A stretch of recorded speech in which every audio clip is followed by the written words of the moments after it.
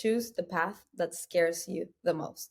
The fact that we failed once doesn't mean we are meant for failure. It just means that we had to pivot and that, we hit rock bottom and we have a new opportunity and now we have more information, more tools to start again. I know like every day of my life, I go to bed knowing that I did my best, that I did everything that is in my power, knowing that I'm a mom also, knowing that I am a wife, right? And that I have a life, like taking all of that into account, I still did my best in my career and that will pay off. So I'm not worried. I am not worried. Even, when we have struggles, even when things are not going our way, I am not worried because I am doing my best. Yo, yo, yo, this is the Streetwise podcast, where we help you level up your game, level up your leadership, and level up your life. I'm your host, Matthew McReynolds. I'm a multi-brand franchisee, and I'm a franchise consultant, which means I help people find, launch, and build their ideal franchise business. My main goal is to help you get off of zero and become the person that your dreams need you to be. Buckle up, get your popcorn ready, let's go. All right, Streetwise Nation, we have Michelle Poehler, the author of Hello Fears, with us today. Miss Michelle, how are you doing? Hi, doing great. How are you? I'm doing all right. I told you right before, as soon as I saw your face pop up on the screen, I got super nervous. I always like to keep it real. I'm great, but I'm just thankful that you chose to come on the Streetwise podcast. So thank you. I'm excited to dive in. Yeah, no doubt. So I got to ask, you wrote a book that is just amazing, I got to say, and it's super inspirational. And I'm sure you get a lot of hits about people wanting to get you on shows, interviews. Why the heck did you actually say yes to me? It's super random, actually, because yes, I get a lot of requests, and I am at a point where I'm like turning down a lot of things because I I'm bet. being extremely like conscious about my time and my goals, and if it's not like 100% aligned to my goal. But something happened recently where I've been creating content on Instagram for the longest time, for like, I don't know, since 2015. And I've been focusing on only that platform, which has been great because I grew a lot, over 200,000 followers in one account, 150,000 followers in another account. So like, it pays Let's off to go. really like focus on one platform. So that's what I've been doing. And I had a realization a few weeks ago that I should be on LinkedIn. I'm like, oh my gosh, I'm like missing out a huge opportunity, Yes. mostly in my career, because I like basically I'm a speaker full time. And at the same time, I have a community, a membership. And so on my Instagram, I see that I get a lot of followers that they turned into members, part of my community. Great. And I've been growing that community and it's been going amazing. And I'm, the word community leads my life at this point. But I'm also a speaker and it's been like a wave that I've been surfing since I had this project that we probably will talk about it in a little bit, that the project went viral and that got me a lot of speaking events. But this year I was like, wow, I should really like focus more on my speaking game and put more attention into that. So I started exploring LinkedIn, and then you popped up, and then you invited me to the podcast, and I'm like, that's how the universe works. Like once you start doing things, the universe just like gives you signs like, yeah, you're in the right path. Things start to happen. So if we want movement, if we want results, we need to take action. And that's why I decided to say yes without hesitation at that point.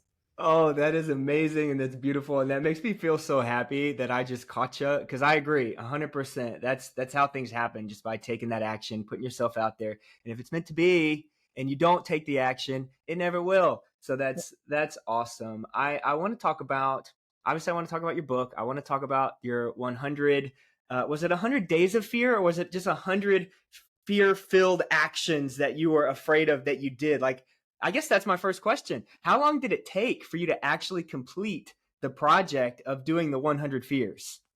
It was supposed to last 100 days. Yes, it was started as one fear a day for Okay. 100 days. And then it got to a point where I had this realization. It was around day 70.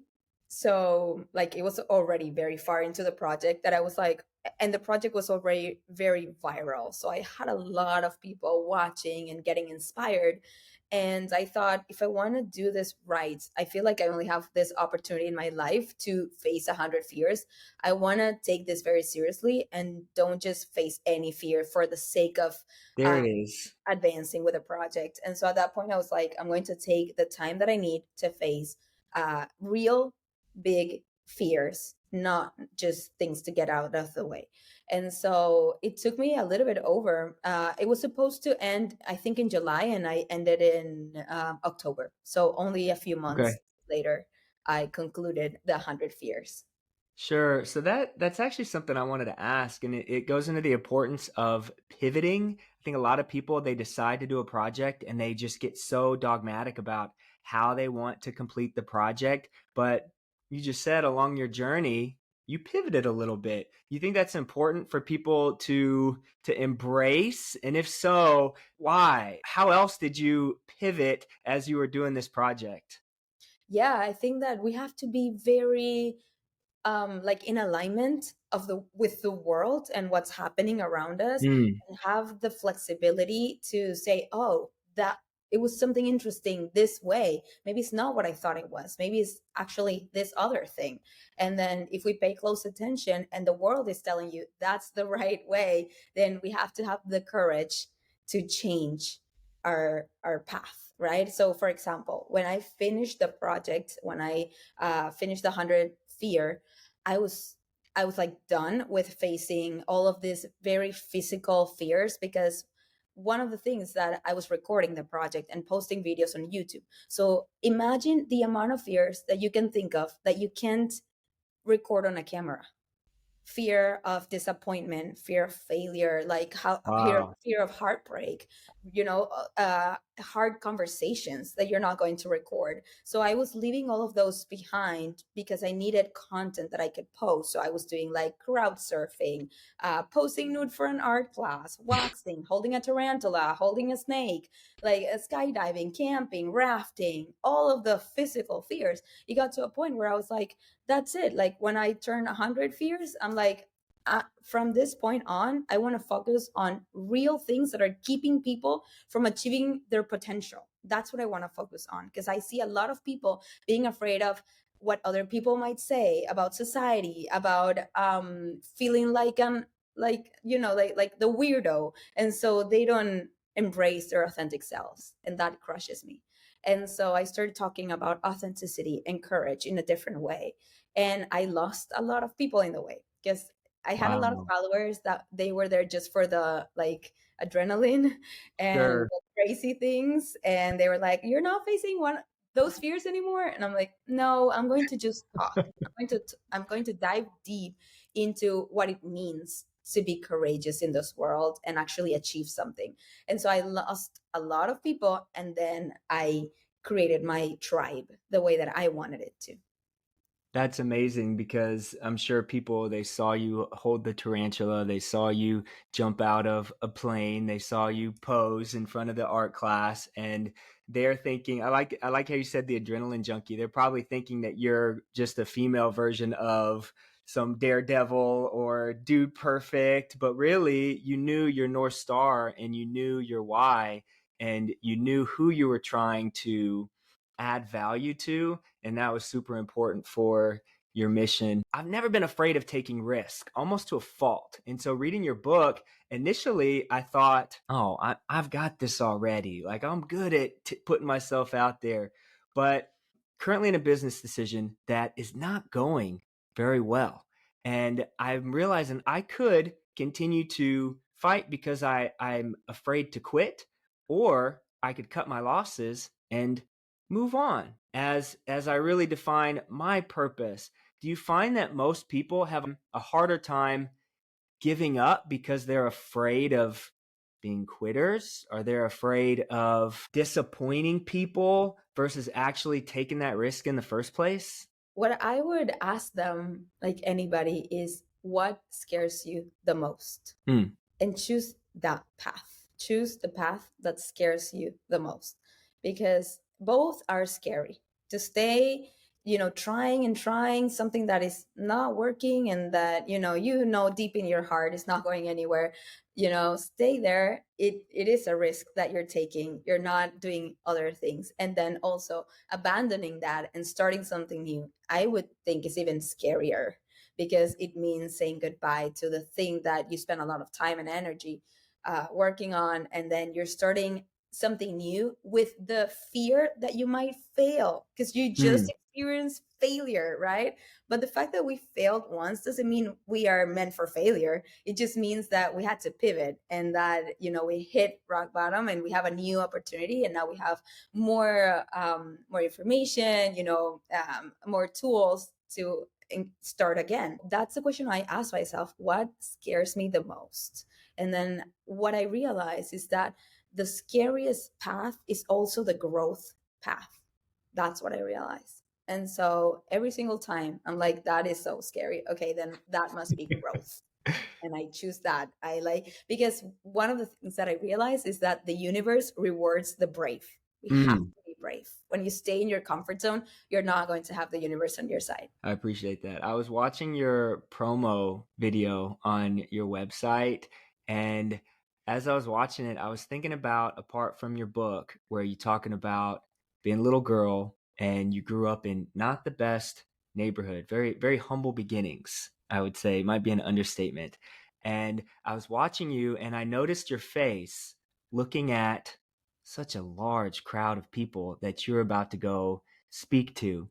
I'm curious, what runs through your mind before you go speak in front of such a large crowd?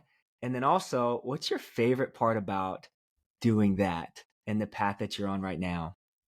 Yeah. So before I go in, I get like like eaten by all the fears that anybody would. I'm like, oh my gosh, it's such a large crowd. If, for example, they're older than me, then I'm like, and they're older, and I don't know if they will resonate, or if they will like my my presentation, because I start dancing reggaeton. I'm always wearing this very colorful clothes, and my slides are very colorful, very like girly, let's say, in design wise, but that's what represents me. And so again, then it's all about the language that I use to talk to myself at that point, to remind myself of my worth, of my value, of my authentic self.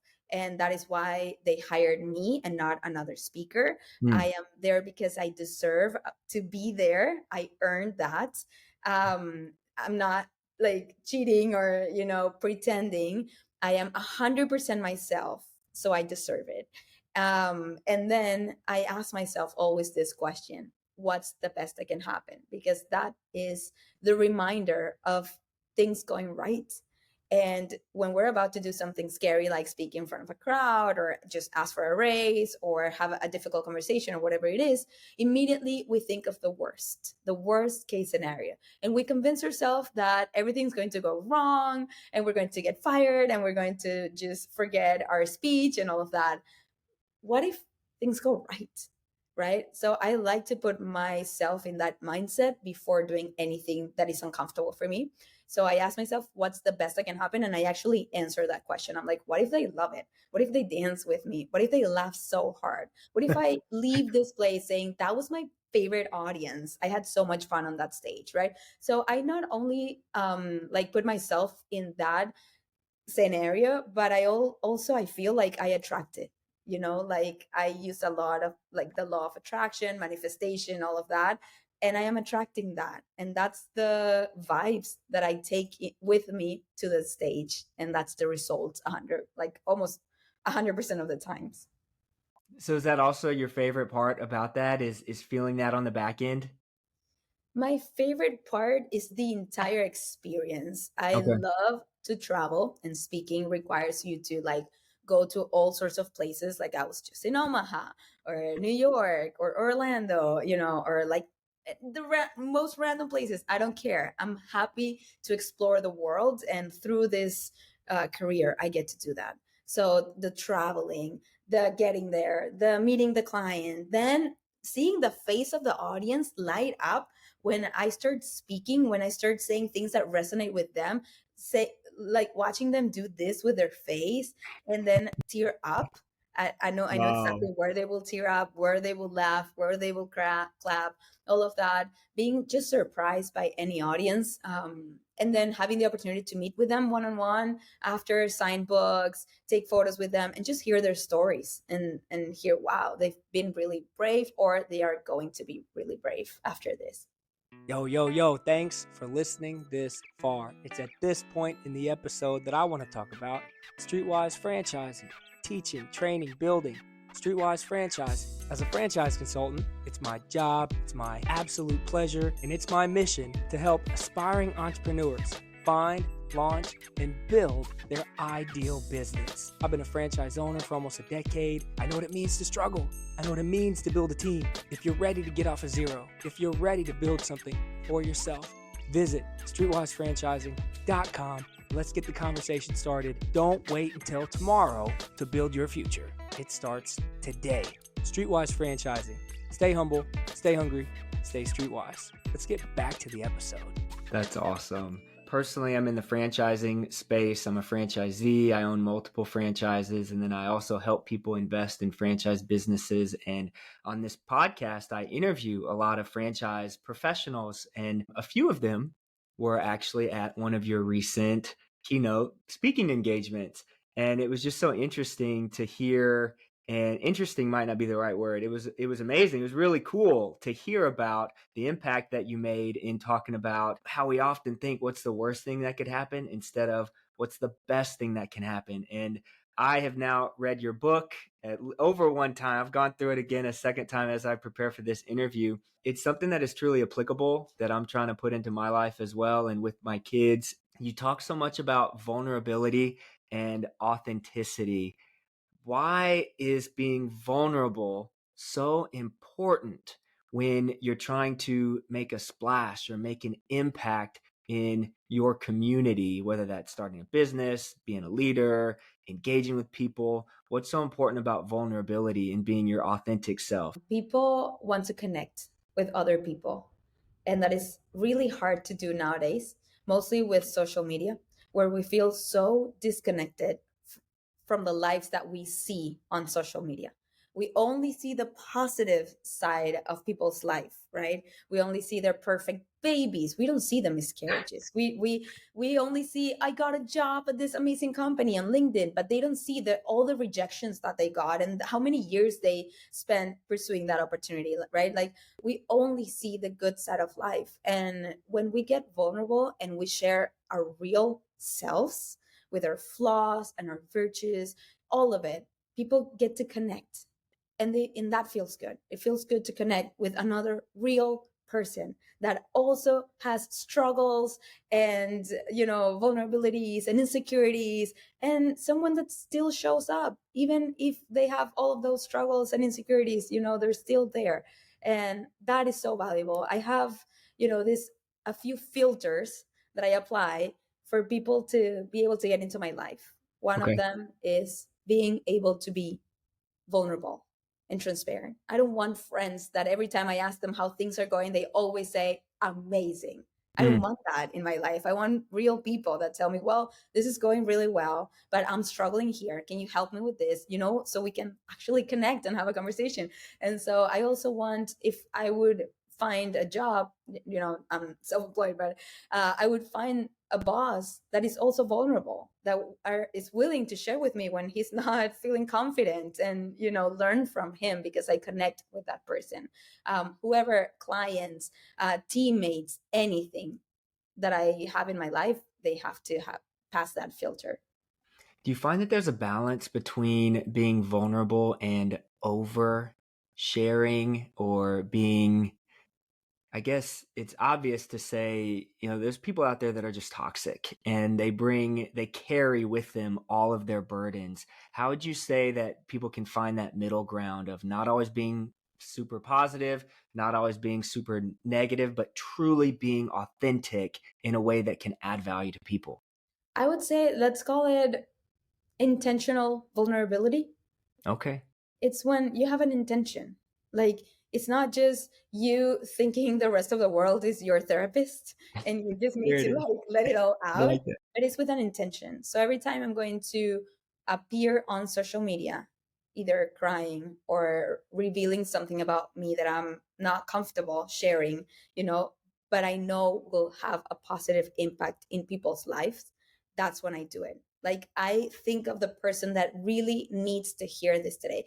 The other day, like, this happened a few years ago. I got rejected from a brand campaign that I was really excited about. And I really thought they were going to choose me. We were going to do a huge campaign for like a really well known brand.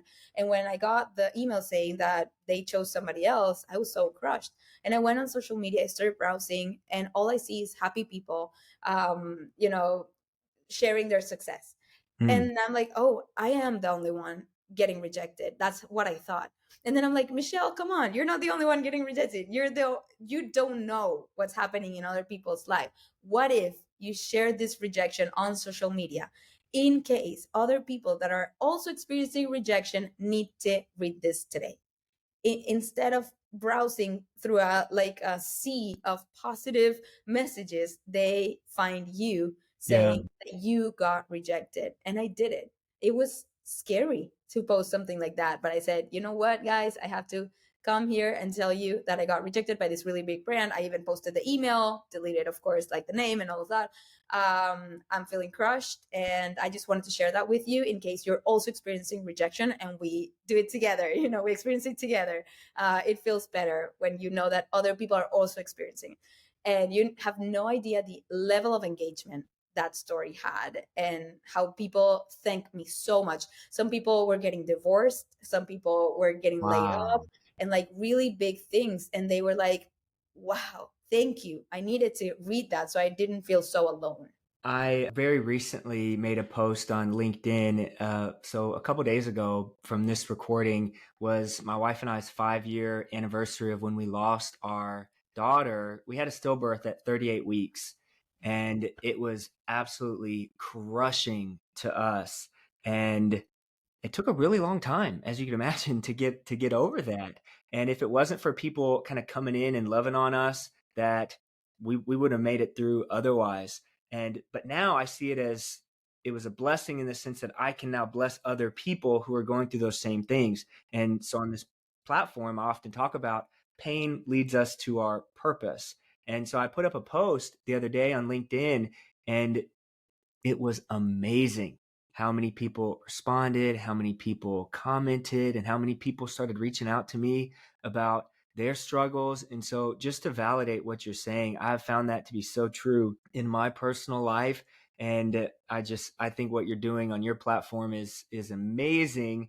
I wanted to ask, because oftentimes motivational speakers kind of get put into a box in a sense that, we're motivating, we feel really good, and then we go back to our day-to-day life, and how do I don't really know how to apply it. But you, time and time again, have proven that you can earn the call. You put in the work. The way that you read your story and that you speak, you just seem like such a humble person. However, I know that you've done all the work on the back end. So you could, as we wrap up, I mean, just speak into the importance of actually earning the call and doing the work. So whenever your time does come, you're ready and you're prepared to shine. Yes, 100%. And it's like you won't see results right away, right? But you have to trust that if you're doing the best that you can, you're going to see results eventually. I just Mm. got an email a few weeks ago from somebody that works at Meta, Facebook. And she's like, I saw Michelle speak here a few years ago. That was 2016 that I spoke there. And she was so amazing. I want to bring her back. Wow. And, I want, and I'm going there. I'm going there in like what, 8 days again to New York to speak for Facebook. That was in 2016, a long time ago. And that event was one of my first ones. I didn't even charge for that event because I just wanted to speak at Facebook. It was so Wow. hard to find the right person there to come up with the event, to convince them to say, please hire me. I don't even charge for this. Like, I just want to do it. And it was such an amazing event. It was an amazing day. And now, how many years later? I don't know. I don't know math, but yeah, a lot of years Almost later, a decade later. Yeah. Almost. They come back and say, okay, I want to hire Michelle for her full fee. And it's like, wow, yeah, it takes years to see results, but you will see results. I know, like every day of my life, I go to bed knowing that I did my best, that I did everything that is in my power, knowing that I'm a mom, also knowing that I am a wife, right? And that I have a life, like taking all of that into account, I still did my best in my career, and that will pay off. So I'm not worried. I am not worried. Even, when we have struggles, even when things are not going our way, I am not worried because I am doing my best. Love that. So many things I wanted to ask you. What would you advise somebody who wants to become a speaker, who wants to become an author, who wants to put themselves out there, the first couple steps in order to get going and basically follow your path in what you're doing right now and adding value to people? I think the best advice I could give them is to transform their lives first. A lot of people want to impact other people and want to transform people's life, but they haven't transformed themselves. They Wow. need to experience a transformation and then gather a set of tools that they develop from their own process that then they can share with others. Because otherwise, you'll be repeating what other people are saying. You'll be repeating what you learned in your certification, in the books you read. That's worthless. If you're going to say what other speakers are saying, then you're 100% replaceable. In order to become irreplaceable, we need to first transform our lives, create our own tools, right? It's a merge of the tools that you learned along the way, but you transform them in a way that they're yours. And then you have the world, for you, like an oyster. The world is your oyster. Yeah. Yeah, because you'll have what it takes. Oh, I love that. And it's so true. And you said it in your book multiple times about how you could have pulled from articles and did all this stuff, but you spoke truly from your own experience and your own philosophies on fear and overcoming it. And I just loved it. Thank you so much for writing the book. Thank you so much for coming on. My last question for you, were there any of the fears that you did that you currently do regularly now that have just become a part of your life outside of speaking publicly? Outside of speaking, dancing. Okay. I did dancing in the middle of Times Square, and that was so much fun. It was intimidating at first, but then so much fun that I don't mind where I am. I can just start a dance party, and I don't care who's watching. I just love it. And that is also why I start all of my conferences dancing like that, because I get people very uncomfortable, like very uncomfortable. I don't mind. I do it because I need it and I love it. Oh, that's awesome. Well, thank you so much. Streetwise Nation, pick up the book, Hello Fears. It's amazing. Follow Michelle Polar. She's all over the place. Listen to this episode twice. It was awesome. Until next time, stay humble, stay hungry, stay streetwise. Peace. All right, everybody. That's a wrap. Thank you so much for making it to the end. Hey, if this episode added any value to your life at all, please like it, share it, give me a 5-star review. It's the only way that this show is going to gain traction and help more people achieve their dreams. If you're ready to start your franchise journey, visit streetwisefranchising.com. Let's set up a time to talk. Hit me up on LinkedIn. Until next time, stay humble, stay hungry, stay streetwise. Peace.